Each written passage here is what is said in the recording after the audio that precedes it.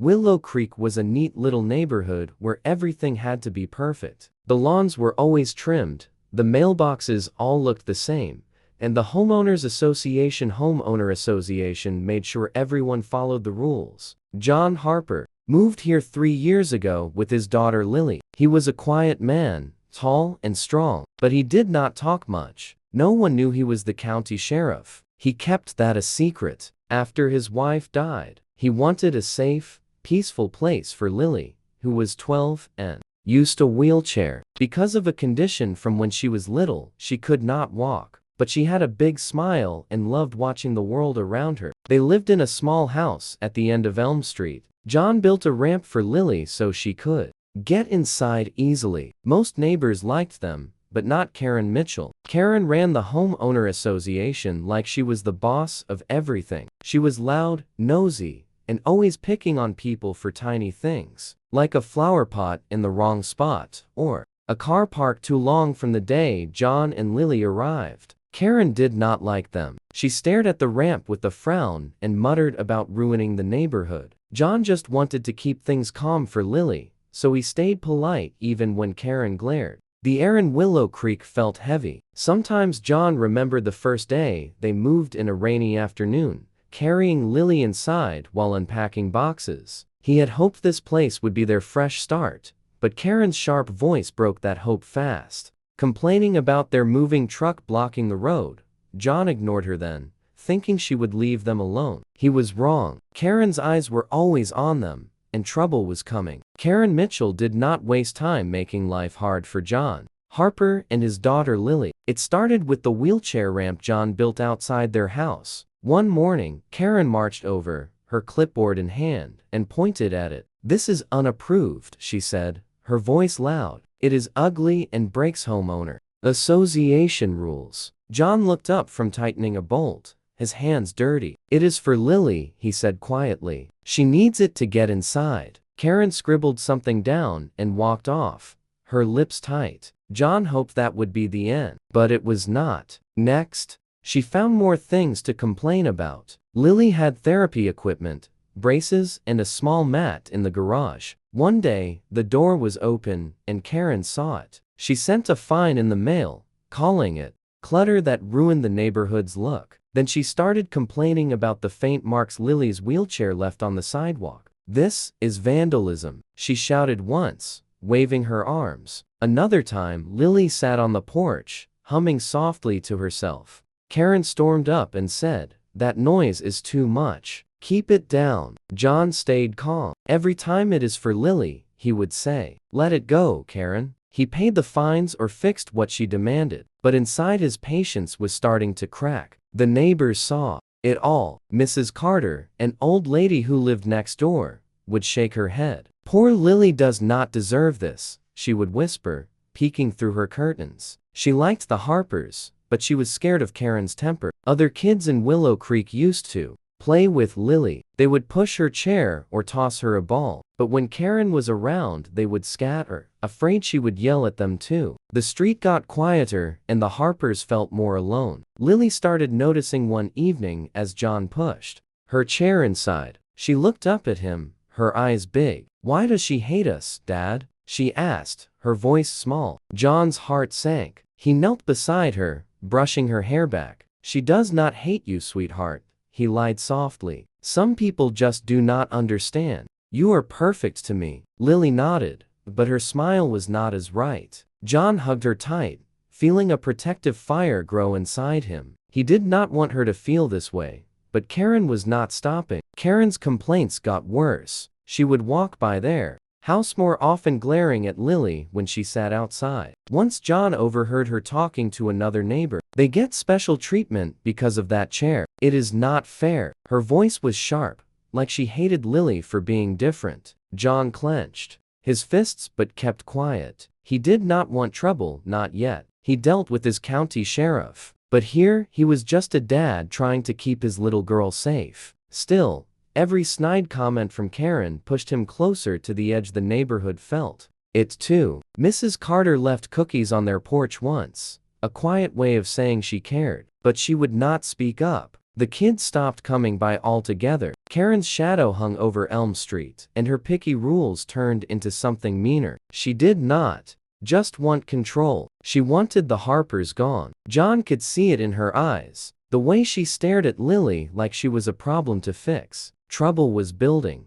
and he knew it would not stay small much longer. It was a hot summer day in Willow Creek, and the community pool was busy with kids splashing and laughing. Lily loved being there, even though she could not swim. Her condition made her legs too weak, and her lungs could not handle the water. She sat in her wheelchair near the edge, watching. With a big smile, John, her dad, sat close by on a bench, sipping a cold drink. He kept an eye on her like always. The sun was bright, and everything felt calm until Karen Mitchell showed up. Karen marched in, her face red and angry. She spotted Lily's wheelchair and stormed over. "This is not a handicap zone," she yelled, pointing at the chair. It was not even blocking anything. There was plenty of room. John stood up, his voice firm but quiet. "She is not in the way, Karen. Back off." But Karen did not listen. She never did. Her eyes narrowed and she stepped closer, her hands shaking with rage. Before John could stop her, Karen grabbed the handles of Lily's wheelchair. "Maybe this will teach you," she shouted. With one hard push, she shoved the chair toward the pool. It tipped over the edge, and Lily fell in with a scream. The wheelchair sank fast, and Lily splashed in the deep end, her arms flailing. She could not swim. Her body would not let her. The crowd went silent, then gasped. John did not think. He dropped his drink and dove into the pool, cutting through the water. He reached Lily in seconds, wrapping his arms around her as she coughed and cried. Her little body shook, water dripping from her hair. He pulled her to the shallow end and climbed out, holding her tight against his chest. His shirt was soaked, and his heart pounded with fury, but he kept it inside for now. Karen stood there, arms crossed, smirking. "She is fine," she said, rolling her eyes. "Stop overreacting." Neighbors stared, some pulling out their phones to record. A few kids whispered, and Mrs. Carter covered her mouth in shock. John sat Lily down gently on the ground, making sure she could breathe. Then he stood up, water dripping from him, and turned to Karen. He yanked off his wet jacket and there it was, his county sheriff badge shining in the sun. "You assaulted my daughter," he said, his voice low and hard. "I am the county sheriff." Karen's smirk disappeared. Her face went white and her mouth opened, but no words came out. The crowd murmured, louder, phone still recording. John did not yell. He did not need to. His badge said everything. Karen took a step back, her hands trembling now for a different reason. She had gone too far, and she knew it. Trouble had found her, and there was no escaping. At this time Lily was shaking, her small body cold and wet from the pool. She clung to John, her arms tight around his neck, her breaths quick and scared. Water dripped from her hair onto his soaked shirt. He grabbed a towel from a nearby chair and wrapped it around her, pulling her close. "You are safe now," he whispered, his voice soft but steady. She buried her face in his chest, still coughing a little, her wheelchair lost at the bottom of the pool. John rubbed her back, his heart aching. As he felt her tremble, Karen stood a few feet away, her face pale. The smirk was gone now. "I did not mean it," she stammered, her voice shaky. "It was an accident. She is fine." But the neighbors did not buy it. People in the crowd muttered angrily, some still holding up their phones, recording everything. A man shouted, "You pushed her in." Karen's eyes darted around, looking for a way out, but the crowd's anger was growing. John ignored her excuses. He pulled out his phone with one hand, still holding Lily, and called his deputies. "I need backup at the Willow Creek pool," he said, his tone sharp now. He sat Lily down gently on the bench, keeping the towel around her. Then he stepped toward Karen, his sheriff badge still shining on his belt. He pulled handcuffs from his pocket and grabbed her wrists. "You are under arrest for assault," he said, his voice cold and clear. He read her rights. "You have the right to remain silent," each word like ice. Karen squirmed, whining, "This is ridiculous." But John did not flinch. He clicked the cuffs tight, and soon 2 deputies arrived. They took her to their car as neighbors clapped quietly.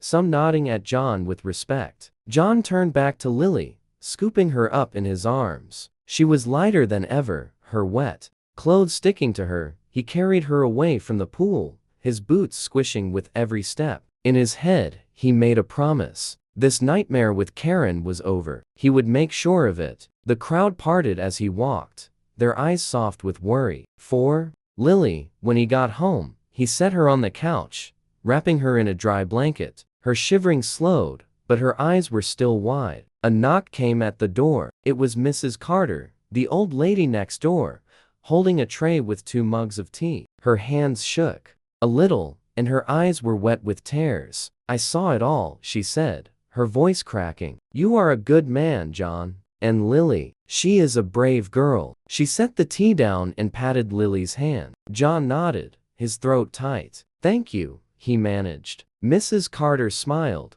proud of him, then left them alone. John sat beside Lily, sipping the tea, feeling the weight of the day justice had started. But he would not rest until it was finished. A week after the pool incident, the homeowner association called an emergency meeting in the Willow Creek clubhouse. Everyone was there. Neighbors packed the room, whispering about what happened. Karen Mitchell was out on bail, sitting in the front row, her arms crossed. She looked smug, like she had won already. "It was a misunderstanding," she said loudly when the meeting started. "People are making it bigger than it is." But her voice sounded weaker than usual. John Harper was not buying it, and neither were the others. John walked in, not as the quiet dad from Elm Street, but as the county sheriff. He wore his full uniform, dark shirt, badge shining on his chest, hat tucked under his arm. People stared as he took a spot at the front. He was not hiding anymore. He carried a folder thick with papers and a USB drive. The homeowner association board. 3 nervous-looking people sat at a table, avoiding his eyes. John stepped up and started talking, his voice strong and clear. "I have got proof," he said. He plugged the USB into a laptop and played videos from the pool. Phones had caught everything. The room went quiet as they watched Karen push Lily's wheelchair into the water, her angry shout echoing, "Maybe this will teach you." Gasps filled the air. Then John pulled out papers, old fines and complaints Karen had written about Lily's ramp, her therapy stuff, even her humming. "She has been targeting my daughter for months," he said, holding up a stack. This was not an accident. He handed over statements too. Mrs. Carter wrote how Karen scared everyone, and other neighbors added their stories. People started speaking up. Mrs. Carter stood, her voice shaky but loud. "She fined me for my flowers last year," a man in the back said. "She yelled at my kids for riding bikes." More voices joined in, telling how Karen had bullied them for years. The room buzzed with anger. The homeowner association board shifted in their seats, looking sweaty and trapped. They had let Karen run things too long, and now it was falling apart. John faced them, his badge catching the light. "Karen needs to go," he said. "She is not fit for the homeowner association. She hurt my daughter and she has hurt this neighborhood." The crowd clapped, some cheering "Get her out." Karen's face turned red, then white. She tried to argue this is unfair, but no one listened. The board whispered to each other. Then the head guy nodded. "We voted she is removed," he said, his voice small. "She is done." Karen slumped in her chair, humiliated, her power gone. John did not smile. He just nodded and packed up his folder. The room felt lighter, like a storm had passed. Karen's reign was over, and Willow Creek was ready to change. After the homeowner association meeting, Karen Mitchell's troubles got bigger. The law caught up with her fast. She was charged with serious crimes, felony, assault on a minor, and reckless endangerment for pushing Lily into the pool. John Harper, as county sheriff, made sure the case was solid. But he was not just the sheriff here. He was Lily's dad too. A few weeks later, the trial started in the county courthouse. Karen sat there, looking smaller than ever, her smug face gone. John took the stand,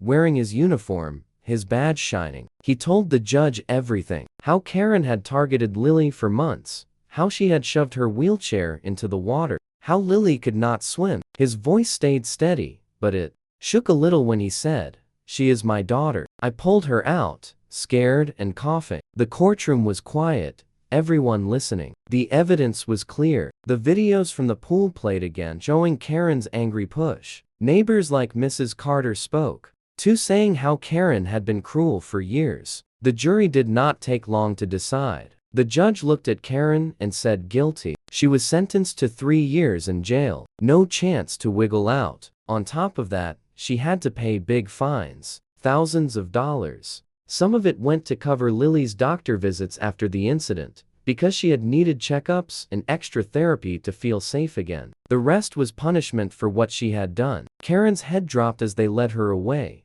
her hands cuffed again. John did not stay to watch her leave the courtroom. He had work to do. A sheriff. He went to the station later that day to oversee her booking. He stood there, arms crossed, while deputies took her fingerprints and picture. Karen did not look at him. She kept her eyes on the floor, muttering under her breath. John made sure everything was done right. No mistakes, no favors. It was his job, and he took it seriously. But he did not feel happy about it. Seeing her locked up did not bring him joy, just a deep, quiet relief. Lily would not have to fear her anymore. That was enough. Back home, he sat with Lily on the couch. She was doing better, her smile coming back little by little. The fines helped pay for a new wheelchair, since the old one was ruined. In the pool, John watched her draw pictures, her small hands steady now. He thought about the trial, the jail cell, the money Karen had to pay. It was not about winning. It was about keeping his little girl safe. The law had done its part, and he had done his. Willow Creek was finally free of Karen, and John could breathe easier knowing Lily's world was a little brighter. Weeks passed since Karen went to jail, and Willow Creek started to feel different. Lily stayed with John, her dad, in their little house on Elm Street. The pool incident had scared her, but she was getting stronger every day. John got her a new wheelchair, shiny and smooth, since the old one was ruined. He also bought her a soft, warm blanket, bright purple, her favorite color. She would wrap it around herself and smile again the way she used to. One sunny afternoon, John pushed her around the yard, her laughter filling the air. The trauma was still there, but it was fading, and John could see her light coming back. The neighborhood changed too. With Karen gone, the homeowner association stopped being so strict. No more silly fines or angry notes. People relaxed, and they started coming by to see Lily and John. Mrs. Carter,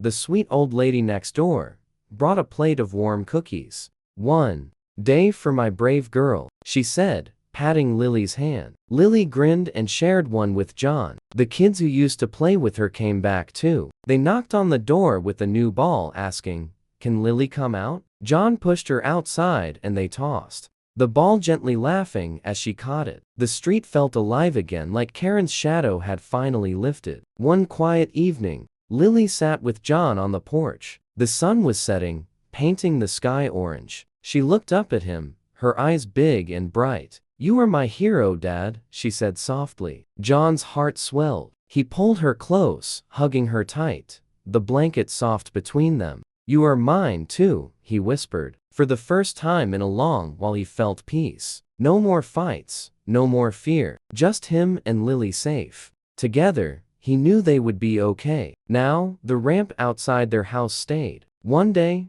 the neighborhood kids grabbed some paint, red, blue, yellow, and turned it into a bright, messy masterpiece. Lily watched from her chair, clapping as they worked it. "Is pretty," she said, and John nodded. It was not just a ramp anymore. It was a sign things were better. Willow Creek was not perfect, but it was lighter now. People waved when they passed by, and the air did not feel heavy anymore. Karen's mean rules were gone, and the neighborhood could breathe.